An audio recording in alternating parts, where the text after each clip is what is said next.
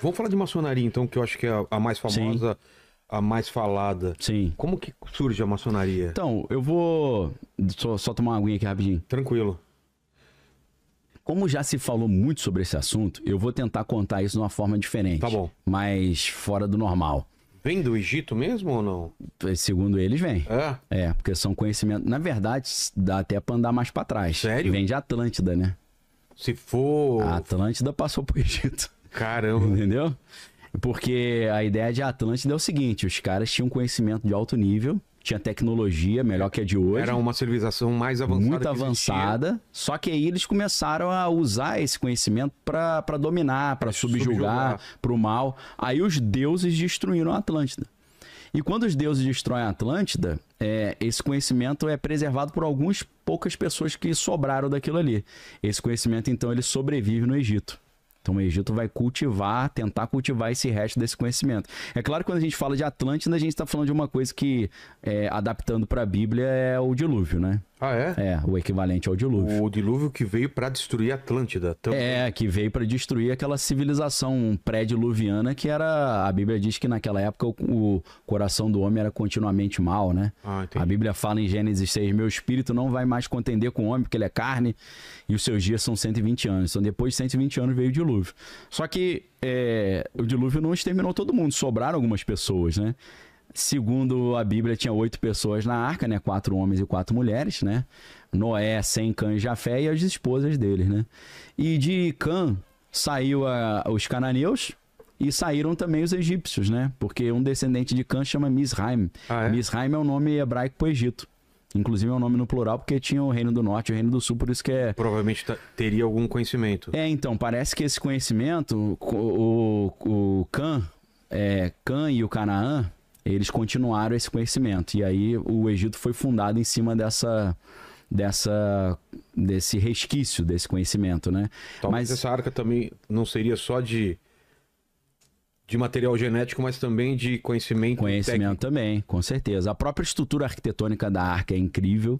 É um negócio que é impressionante. São medidas que você usa hoje para construir um navio. Você vê que é um navio que é perfeito para suportar um cataclisma daquele, né? Porque ele praticamente tem um centro de gravidade que ele não tomba. Então, isso o maçom, ele gosta muito disso, né? As medidas de um navio que sobreviva a isso. Porque para eles, como é arquitetura, é construção, é engenharia, é tudo com base nos números e nas medidas, né? E não deixa de ser uma coisa mágica para quem não entende, né? Totalmente mágica, com certeza. Um papel para você e você, sem a gente transforma aquilo no navio. Num navio, num prédio, numa coisa. Como é que o cara morreu, deixou escrito, aí passou esse conhecimento, né? Pro analfabeto daquela época era uma coisa totalmente fora do comum. Imagino que para eles viam essas pessoas até como com dons sobrenaturais. Sim. Então, né, geralmente que os maçons vão falar, né, que a maçonaria surge nessa época quando os pedentros, para não dar vantagem pro inimigo, né? O pessoal do exército escondia o conhecimento de como fazer armas, catapultas, para não dar vantagem pro inimigo. Até porque você imagina, né? Hoje a bomba atômica. Bomba atômica é um conhecimento secreto também, oculto. Dizem até que a bomba atômica não existe, alguns, né? Que é outra coisa. Como assim? Que não é uma bomba exatamente, é outro tipo de tecnologia, porque alguns acham que pela física é impossível você criar uma bomba atômica. Eu acho ignorância isso. Ah, tá. Né? Mas imagina se todos os países do mundo tivessem bomba atômica. Ia ser um negócio complicado, né? O cara acordou chateado com a mulher e joga a bomba atômica no vizinho. Então, tem um lado bom de certos poderes, é bom não estar na mão dos malucos, né? Mas eles vão dizer isso, que esse conhecimento foi passando, aí de Atlântida passou para o Egito, do Egito passou para os gregos, né? Principalmente o Pitágoras, que foi para o Egito estudar, né? Aprendeu a matemática lá. O Tales de Mileto, primeiro filósofo, aprendeu matemática e filosofia no Egito. Foi assim que ele conseguiu ser o primeiro grego que previu um eclipse. Ele chegou pros caras e falou, ano que vem, data tal, vai ter um eclipse. Os caras, vai nada. Aí teve, esse cara é um deus. Ele falou, não, fiz umas contas que eu aprendi no Egito lá, pô. Nossa. Entendeu? Então, esse conhecimento vai passando nos grandes impérios, né? Egito ali, Grécia, Babilônia, Império Medo-Persa. Aí depois para os romanos, dos romanos esse conhecimento se mistura um pouco ali com os árabes vão guardando alguns desses conhecimentos, conhecimentos não só de engenharia e de guerra, mas conhecimentos esotéricos também, né? Conhecimentos espirituais, porque segundo um maçom italiano chamado Leo Zagami, ele diz que a magia foi a primeira arma de guerra. Porque o primeiro jeito de você destruir o cara pra ele era você fez um feitiço pra destruir o cara. Não era. Não, segundo ele né? Tá. A magia é a primeira arma de guerra que já existiu. Você descobriu um jeito de fazer um feitiço pra destruir seu inimigo, né? E ele acredita nisso, né? Então, não é por outro motivo que existe também um vínculo entre as sociedades de espionagem e o ocultismo também. Porque existe todo um... Isso é um universo. A gente pode depois separar um dia para falar só sobre isso. Ou se quiser dar uma palhinha hoje. Na Alemanha nazista, o que os caras fizeram com experiências com... com essa parte sobre paranormal, percepção extrasensorial, né? Total. E na Rússia também, né? Os russos desenvolveram muito isso. Os alemães... né, eles tinham as sociedades deles lá, Thule, né, tinha o princípio do Vril. No caso dos alemães, eu já indiquei esse livro aqui, vou indicar de novo, que é As Relíquias Sagradas de Hitler, que é do Sean Kirkpatrick. Esse livro aí é sensacional, porque vai mostrar o quanto de ocultismo e de sobrenatural motivava aquele maluco a fazer aquilo que ele fazia. Tem até uma questão louca de Atlântida também envolvida. O quê? E sem esse conhecimento é difícil você entender o que esses caras estavam querendo na Alemanha. Porque eles tinham um entendimento que para o mundo evoluir espiritualmente, a humanidade precisava abandonar as civilizações pré-diluvianas. Aquela ideia que a Atlântida fez besteira, tinha que eliminar os caras. Sim. Dentro de algumas linhas esotéricas, os deuses não conseguiram eliminar todo mundo do mundo de Atlântida, porque sobraram Noé e os filhos, pô. Então, qual que era um dos entendimentos do esoterismo que Mas talvez tenham sobrevivido mais também. Mas ali tem um detalhe, por quê? Dos 3 filhos de Noé, Sem, Cã e Jafé, de Sem, você sai os semitas. Tá. E aí, de Sem, ele tem um descendente chamado Éber, que aí vem os hebreus. Pô, vem tudo de lá, então. Aí qual é essa interpretação esotérica? Esses caras são pré-diluvianos. E estão no mundo ainda. Eles tinham que ter sido destruídos na Atlântida, pô. Então eles estão atrapalhando o mundo de evoluir, pô. Entendi. Aí o Hitler, naquela loucura dele, ele fala, temos que eliminar as civilizações pré-diluvianas que sobraram. Quem que era? Era o povo lá. Ele fez todo esse caminho. Tinha esse cálculo, Nossa, e que ele acreditava, se ele exterminasse esse povo e tivesse acesso a umas relíquias sagradas como a Arca da Aliança, a lança de Longino que perfurou Jesus, e ele realmente estava procurando isso tudo, isso é fato, não é só filme do Indiana Jones, não. Aquilo é real. O cálice. Tem um cara, um alemão, que era o Indiana Jones real, né? Que é o Walter Horn, o nome dele. E ele era obcecado com o Santo Grau. Ele tava essa lança e a Arca da Aliança. Essa história é claro que não é idêntico ao filme, mas tem base na realidade. Eu fiquei meio em choque, assim, porque eu assisto Indiana Jones desde criança, né? Aí eu falei, caraca, tem base na história, isso. Cara, pegaram uma Faz sentido. Caraca, fiquei assim, não acredito, né? Até que eu achei esse livro do Sean Kirkpatrick, As Relíquias Sagradas de Hitler. Falei, caraca, tem documento histórico que comprova isso.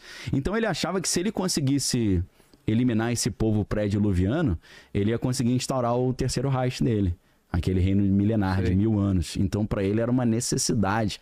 Aquela maldade que ele fez com o povo lá de Israel foi motivado por essa interpretação degenerada, esotérica, maluca dele, entendeu? Entendi. Isso ajuda a entender um pouco a maluquice dele.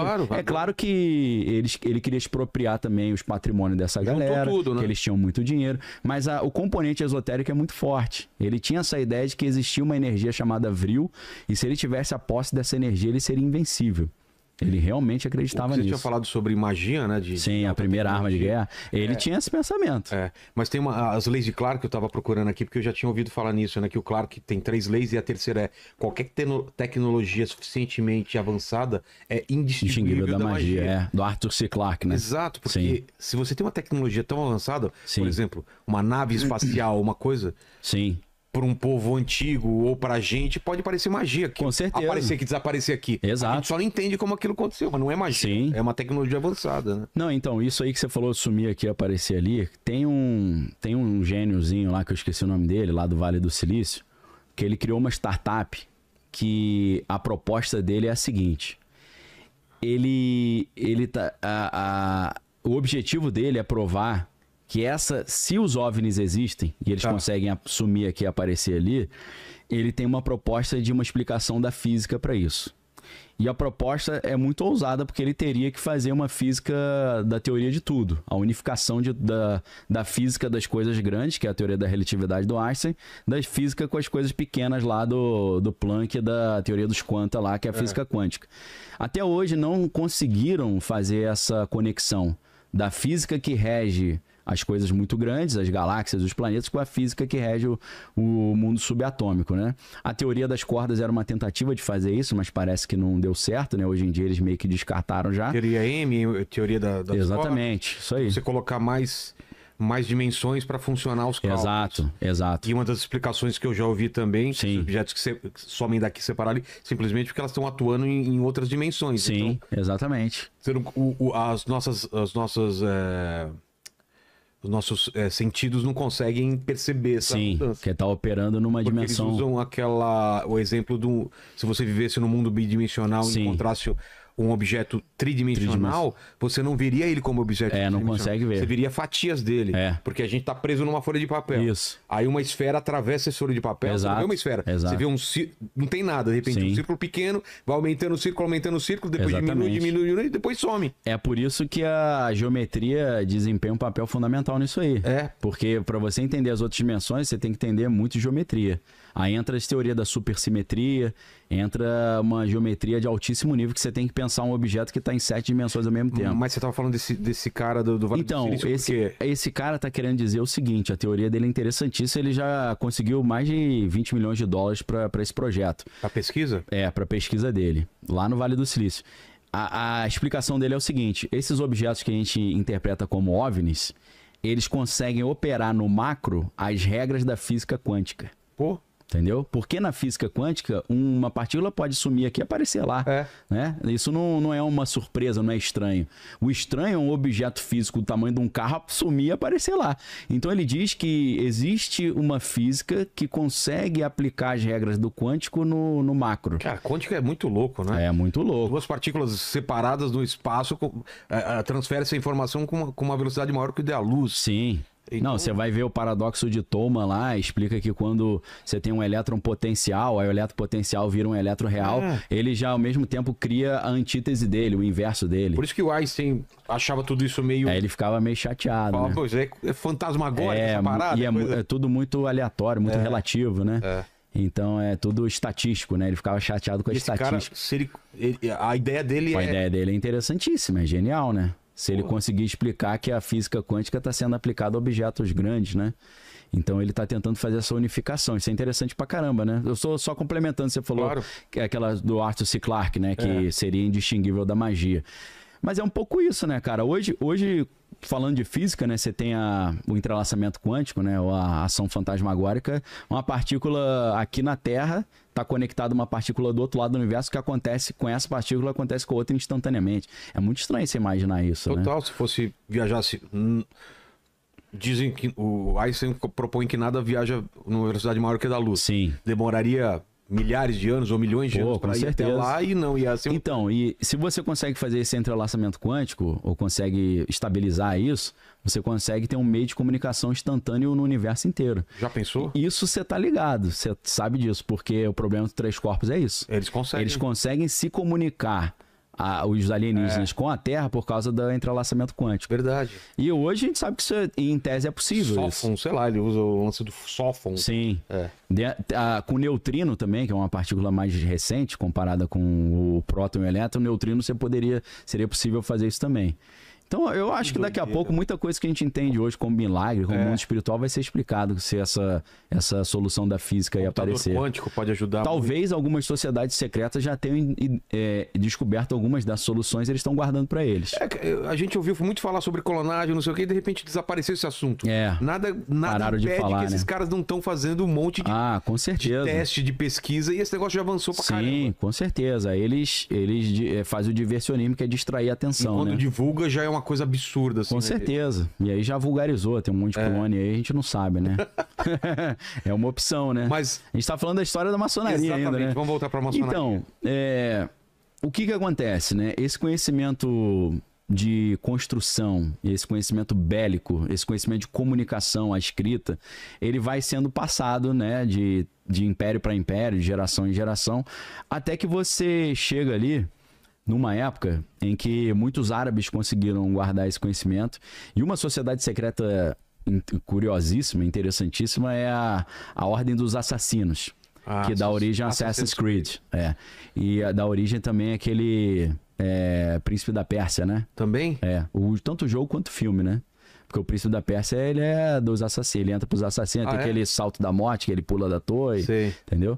Tem tudo a ver com Assassin's Creed, né? Então, esse cara, o nome dele é Hassan ibn Sabah, que era o líder desse grupo. O que acontece? Era uma época que o mundo árabe estava todo sendo islamizado, né? Tava tendo ali, depois do ano 600 e pouco, tava tendo a Revolução Islâmica, né? E ele não queria virar islâmico. E aí, o que ele fez? Já malandramente. Ele montou ali um grupo de soldados ali, que eram soldados kamikaze. Como é que ele fazia isso? Ele pegava o cara, trazia pro palácio dele e falava assim, ó, eu tenho poder para decidir quem vai pro céu e quem vai pro inferno.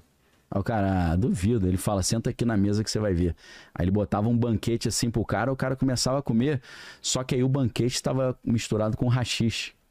Aí o cara começava a comer e ficava doidaço. Quando ele via que o cara tava doidão, ele abria uma portinha, aí tinha um harém com mulheres maravilhosas, ele falava pro cara, ó, curte aí. Aí o cara curtia. Aí quando ele sentia que a onda tava passando, ele puxava o cara e botava na mesa de novo. Aí o cara falava, pô, mó viagem isso. Ele falou, então, eu tenho esse poder de te levar para o paraíso. O paraíso tem as 70 virgens lá. Eu te levo para lá, porque eu tenho esse poder. Aí o cara, pô, o cara é sinistro mesmo.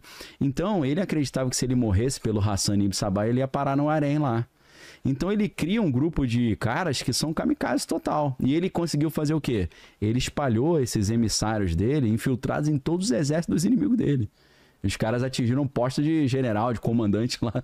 Então, quando finalmente o palácio dele foi cercado, os caras, os 10 reis foram pra cima dele.